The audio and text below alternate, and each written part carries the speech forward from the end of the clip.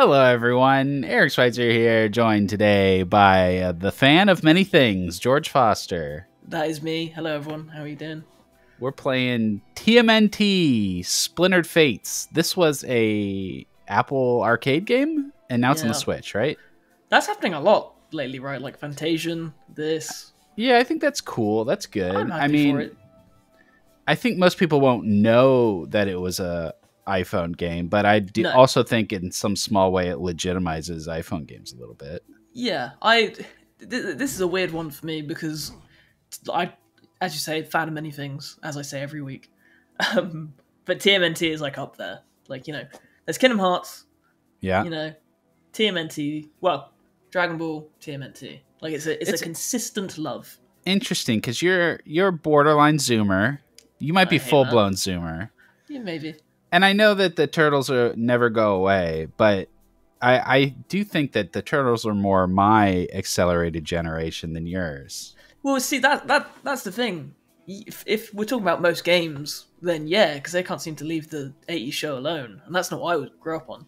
I was in 2003 show that's better than all of them. But Shredder's Revenge was very much the 80s one. Yeah, and I like that because I like the 80s as well. But, everything Turtles I love, and I had no idea this existed until that Nintendo Direct. Like, it's rare that I don't know about, even if I hadn't played it, that I wasn't at least aware of it, but big surprise. Really cool. Yeah, maybe. Yeah, maybe. Let's talk about it. Let's talk about it. Okay, so this is Hades with the Turtles. Heroes in a Hades shell. Yep. Heroes in a Hades shell. That's pretty good. Yeah. But it's multiplayer. And you can also play any of the Turtles. But other than that, it is Hades. Yeah, I think the thing that, for starters, that's not necessarily a bad thing. If you're if you're gonna copy anyone's homework, you copy the best roguelike ever, right? Yeah. I agree.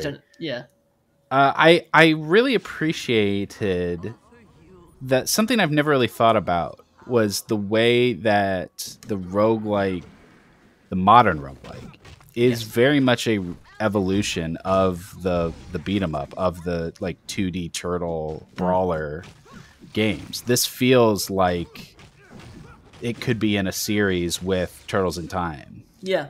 I completely understand what you mean, because when I was writing my review for this, I was saying, instead of doing 2D side-scrolling beat 'em up, you're going around 3D levels beating up a bunch of enemies. I was like, yeah, it kind of is. Yeah. They never stray far from that. I don't know what you do with TMT that wasn't beating stuff up. Sure. But it does feel like that. Like, it feels like it fits quite naturally.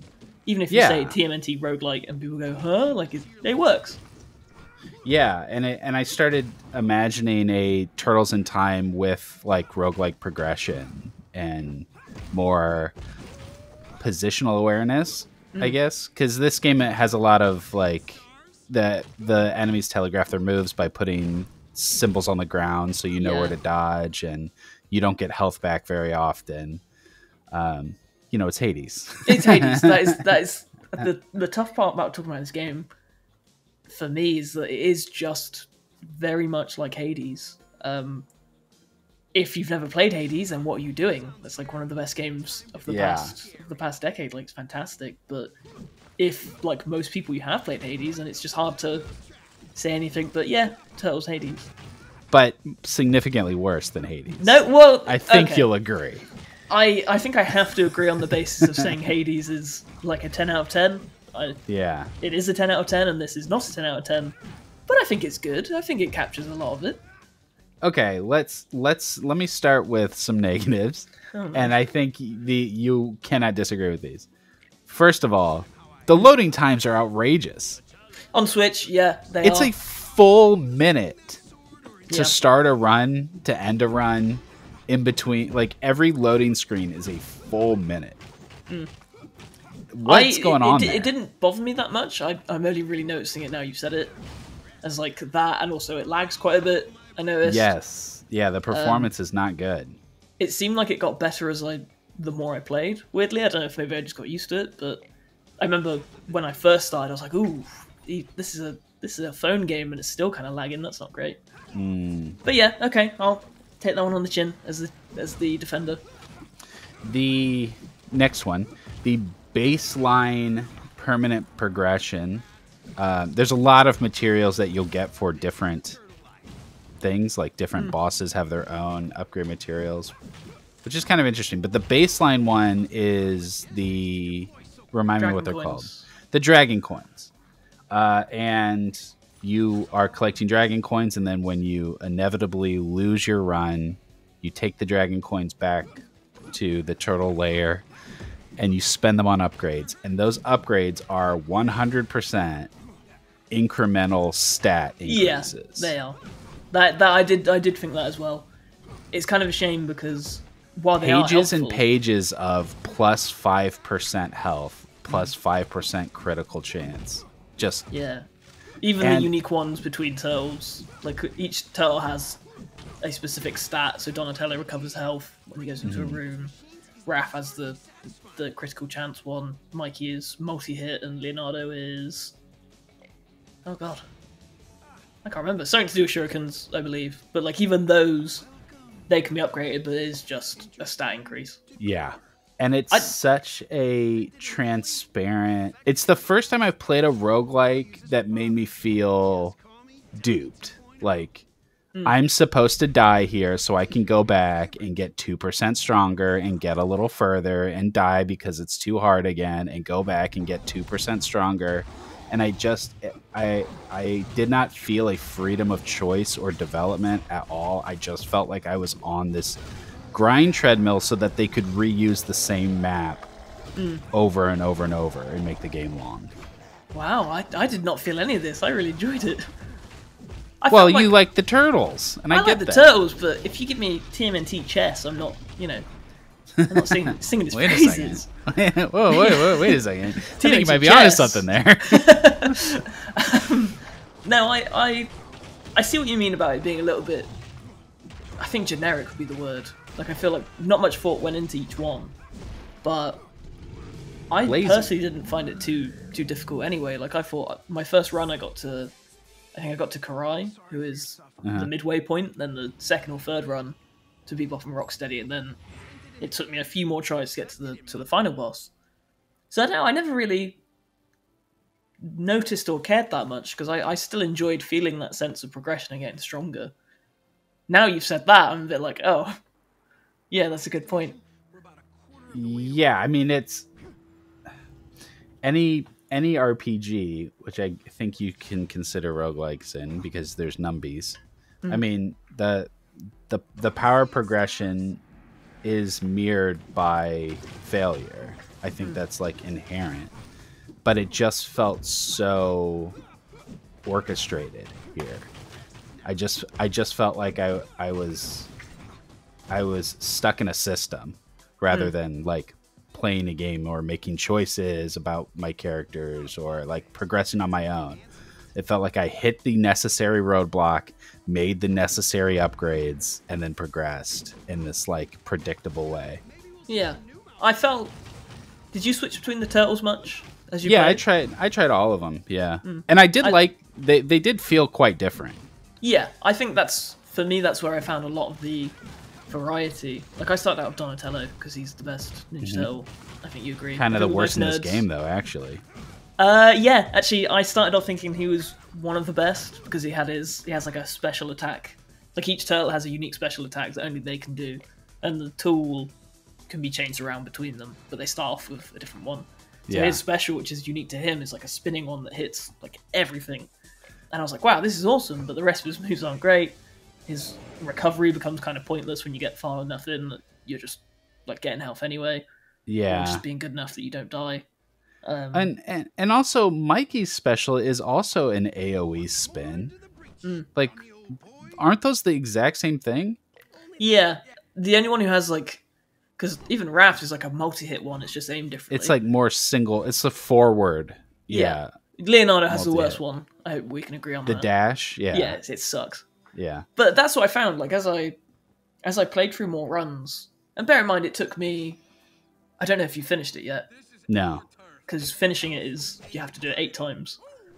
Cool. So, yeah, and I will agree, the repetition even ignoring how the stat boosts and the incremental character progression works, the way that runs go is pretty much the same every time. The maps don't change, right? The maps don't change. They're not randomized. You do sometimes get cool little things, like in the late game, the punk frogs joined Leatherhead for one fight, but that just meant like, one of the enemies changed. Like, you get little stuff like that, but by the end of those 8 runs, I was like, yeah, this is the same.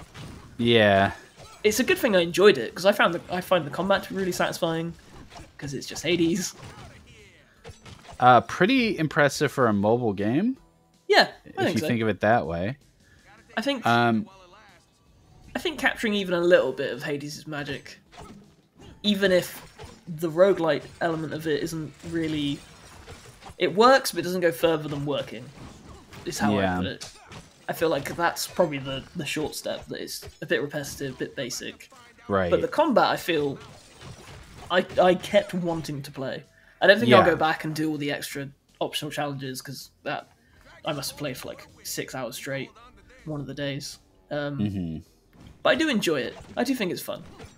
I think that there's some things that could really elevate this game if they did like a director's cut or a sequel or something. I think the not having unlockable weapons or gear the way you do in Hades holds it back. I think it would be cool if there was a very large cast of characters that you would unlock over time. If you could get the punk frogs, or who's the other turtle that you save at the beginning, like Slash? Slash, yeah. Yeah, you should just get a whole bunch of people that all have their simple... Casey Jones, Splinter... Yep, yeah. Just do Shredder's Revenge's way of doing it, like get... It should just keep growing and growing.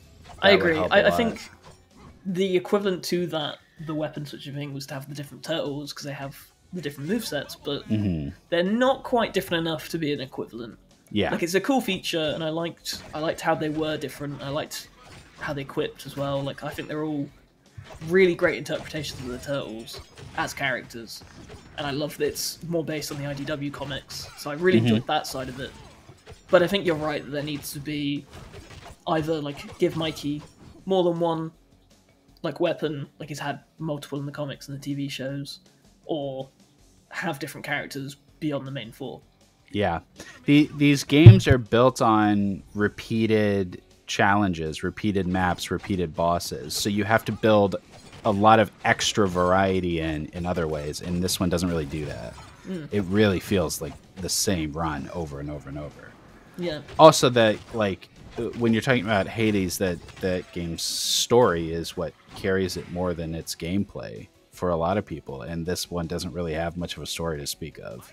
No, I wrote about this as well, that it's the story itself is just save Splinter, mysterious enemy, but the interactions between the turtles and how they are portrayed, like, I find really interesting as a long-term TMNT fan. Yes, I agree with that. I think the turtles are well personalized. There's one bit I really loved where, like, Michelangelo, obviously he's the youngest brother, always has been. He notably is more upset about Splinter being captured than all of them. Like, he has like little comments, you walk around like, can't wait to show father this, or like get him back. And then there's these like optional conversations you can have with Splinter, and Mikey will talk to him and say about missing him, and then Raph will talk to him and say about like not being smart enough to take down Bebop and Rocksteady. And I thought that was just really cool. Like, I know like the turtles are very well defined at this point. Like, we all know Raph is the angry one, Donnie's the smart one. I don't need to go on. Yeah. But to give a bit more context to that, like, maybe Raph is so angry because he doesn't feel smart enough. And like in this game, like, he's stupid as hell. He doesn't understand like half the things Donatello says. Even more so than other TMNT series. And I just thought that was really interesting. I love seeing twists on them. Yeah, I do too. It's a lot of Turtles games are about like style and aesthetic, and I think that this one at least does build in just a good sense of who these characters are. Yeah. But it doesn't it doesn't have a building story the way Hades does. And No. it's not fair for every roguelike to have to do what Hades does, but this one is just so clearly Hades. This is begging for it. Yeah. Like, yeah, it's begging for the comparison. Yeah, and it's they've even said it's inspired by Hades. Yeah. And I know that to the level that Hades is, not only was that early access and years of development, to get onto that kind of level would be like near impossible for most games to achieve now. Mm-hmm. It just doesn't happen that often, that's why it's so special. But to not have like any kind of story progression for returning, like you get like an occasional comment about, oh, we got beaten by this person, and sometimes you run into them, especially Bebop and Rocksteady, there'll be like a funny exchange between them depending on which turtle's there, but generally you're right, like there isn't much progression there. And that doesn't change once you like beat the final boss and do it again. Yeah, Well, it needs more. Yeah. It's a game desperately in need of more, a little bit more everything, I think. But the moment to moment is fun until it gets old. Yeah. Like I think your turtle fandom is kind of like, how long is the length of string? It's how much do you love the turtles will you be able to put into this game? Yeah. Like for me, I've fully completed it, true ending, and I didn't regret a moment of that, but I feel like if you're not into the turtles, then you'd be fine with doing like one run. I feel like you see everything you need to see. Yeah. Okay, anything else you want to mention? I just feel like it's a good baseline. It's a good recipe. You know, I'd love to see this done again. I don't know whether there's, you know, if you think that maybe it was made for Apple Arcade, maybe there was a smaller budget, less kind of expansive ideas for it, but I think this proves it can work, and work really well with the turtles and their world and like the characters. So I would love to see it done to like a new level. Me too. That would be cool, because I gave this a 3.5.